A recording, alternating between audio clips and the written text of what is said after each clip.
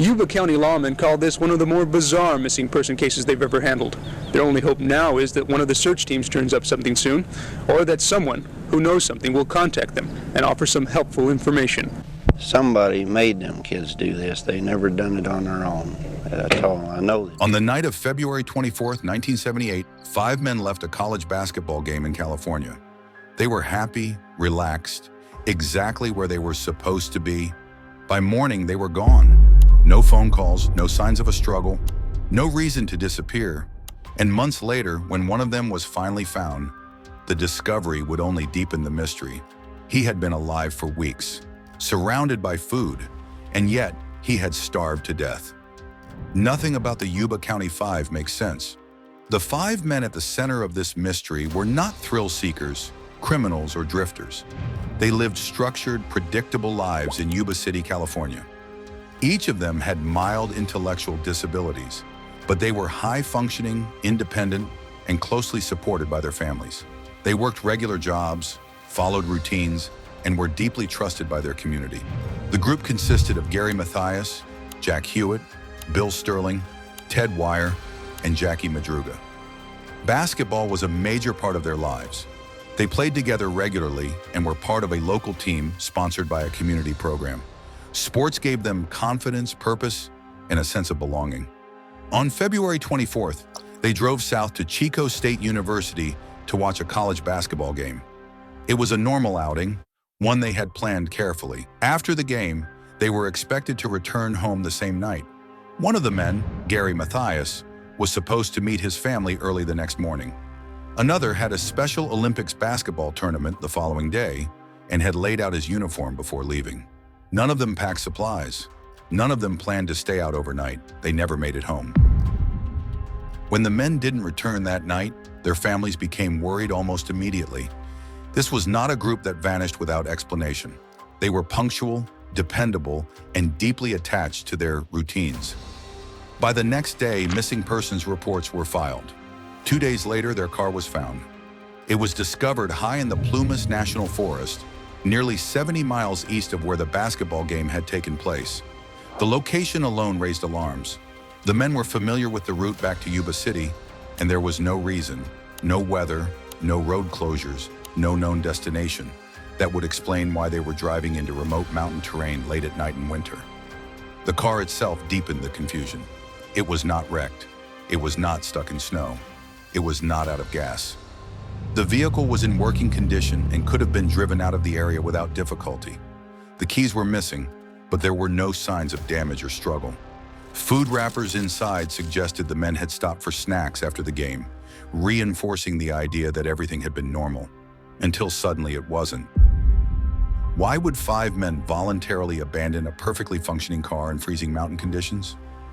No one could answer that. Search teams soon found footprints leading away from the car. The tracks showed that the men had walked together up a snow-covered road into the forest. Temperatures that night dropped well below freezing. Snowbanks lined the roads, and visibility would have been poor. This wasn't a casual walk. It was dangerous, cold, and completely unnecessary. Even more puzzling, the men appeared to be moving uphill, away from safety, away from familiar roads, and deeper into isolated terrain. There were no signs they were being chased, no evidence of an accident forcing them to leave the vehicle. They simply walked into the mountains. As search efforts expanded, the trail of footprints disappeared beneath heavy snowfall. For weeks, helicopters, volunteers, and law enforcement scoured the area. No bodies were found, no belongings, no clues that explained what had driven them into the wilderness. Then months later, something unexpected happened. In early June 1978, after snow finally melted in the higher elevations, searchers discovered a U.S. Forest Service trailer roughly 20 miles from where the car had been abandoned. Inside, they found the remains of one of the 5 men. It was Ted Wire. What investigators found inside that trailer would become one of the most disturbing and confusing elements of the entire case. Ted had survived for weeks, possibly 2 months, after the men disappeared. His body showed signs of extreme starvation. He had lost nearly 100 pounds. He had wrapped himself in blankets and attempted to stay warm. But here's what made no sense. Inside the trailer were enough canned and packaged foods to last an entire year. Military-style rations, dehydrated meals, fuel for heating, warm clothing, everything someone would need to survive. Ted had not touched most of it. The cans were unopened, the food remained sealed. Ted had starved to death just feet away from supplies that could have saved him. Investigators determined that Ted had likely eaten a small amount of food early on, just enough to stay alive temporarily. But he never fully accessed the available supplies. Opening some of the containers would have required a simple can opener, which was present in the trailer. Why didn't he use it? Ted had lived independently before. He was capable of feeding himself, holding a job, and managing daily tasks. Yet in the trailer, he seemed unable, or unwilling, to use what was available to him. His feet showed signs of severe frostbite, suggesting he may have been immobile toward the end. His shoes were missing, possibly lost earlier in the ordeal. But even accounting for injuries and confusion, the fact remains, help was within reach, and it was never fully used. There was no sign that anyone else had been in the trailer with him at the time of his death. Ted had died alone. Outside the trailer, investigators made another unsettling discovery.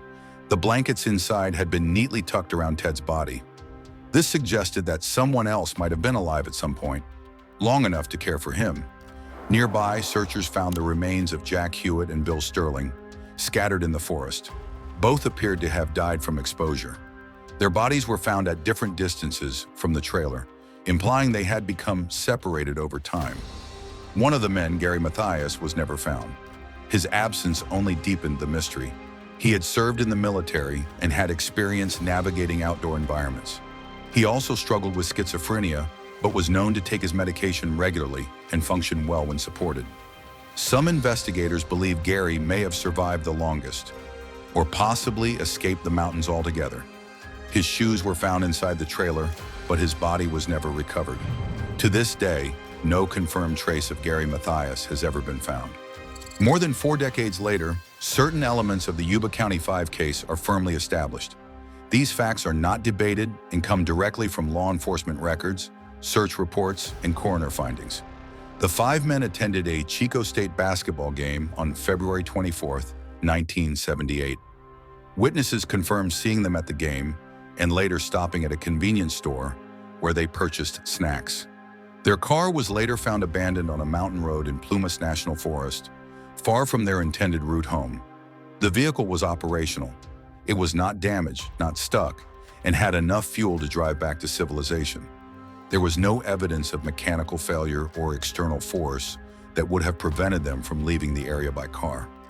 Search teams confirmed that the men walked away from the vehicle together, heading uphill into snow-covered terrain. This direction of travel is verified by footprints and terrain analysis. The weather conditions that night were harsh, with freezing temperatures and snow accumulation. Ted Wire was found deceased inside a Forest Service trailer months later. His cause of death was determined to be starvation and exposure. The trailer contained large amounts of edible food, heating supplies, and tools. Some food packaging had been opened, but the majority of supplies remained untouched. The remains of Jack Hewitt and Bill Sterling were later discovered in the surrounding forest. Both deaths were attributed to exposure. Jackie Madruga's remains were never definitively identified, though evidence suggests he likely died in the same general area. Gary Mathias was never found. These are the facts investigators agree on. Everything else exists in a space between logic and uncertainty. Despite decades of analysis, several core questions remain unanswered. Investigators have never determined why the men drove into the mountains in the first place. There were no road closures forcing a detour. Weather conditions earlier in the evening were not severe enough to justify abandoning the main highway. No destination in that direction was known to any of the families. There is also no confirmed explanation for why the men left their vehicle. It was capable of being driven, and staying inside would have offered shelter from the cold. Law enforcement found no evidence that they were forced out or threatened. Another unresolved question involves Ted Wire's prolonged survival. He lived for weeks in the trailer, yet failed to consume readily available food. Investigators have not concluded whether physical injury, mental distress, fear, or confusion prevented him from using the supplies effectively. The biggest unknown remains Gary Mathias. His shoes were found in the trailer, suggesting he had been there at some point. Beyond that, there is no evidence indicating what happened to him afterward. No confirmed sightings, no personal items recovered. Law enforcement officially classifies Gary's fate as undetermined. The Yuba County Five case is frequently misrepresented in documentaries, online discussions, and social media threads. Sensational retellings often blur the line between fact and speculation, introducing theories that are not supported by evidence. One common misconception is that the men were incapable of survival due to their intellectual disabilities. This is not supported by testimony from families, employers, or community members. The men lived independently, held jobs, managed schedules, and navigated daily life successfully. Another misunderstanding involves the food found in the trailer. While it is often said that Ted refused to eat, investigators have never concluded intent. The reality is more complex. Severe hypothermia, frostbite, and malnutrition can significantly impair decision-making, coordination, and physical ability. The presence of food alone does not guarantee access or understanding in extreme conditions. One of the most compelling aspects of the case is how quickly ordinary decisions may have escalated into disaster. Mountain environments are unforgiving, especially at night and in winter. Snow distorts distance, cold slows movement, fatigue affects judgment. A wrong turn can become a life-threatening situation within hours. If the men believed they were heading towards safety, they may have continued walking despite worsening conditions. Once separated, regrouping would have been difficult. Injury or exhaustion could have immobilized individuals, forcing others to choose between staying or seeking help. The Forest Service trailer itself may have felt unfamiliar or intimidating. It was unlit, remote, and filled with equipment the men may not have recognized. In a compromised mental and physical state, even simple tasks can feel impossible. None of this provides a definitive answer, but it does illustrate how survival scenarios do not always follow logic. If this story left you with questions, you're not alone. What decision do you think changed everything? Share your thoughts in the comments, and if you want more deep, fact-based true crime stories, subscribe for the next case that still doesn't have answers.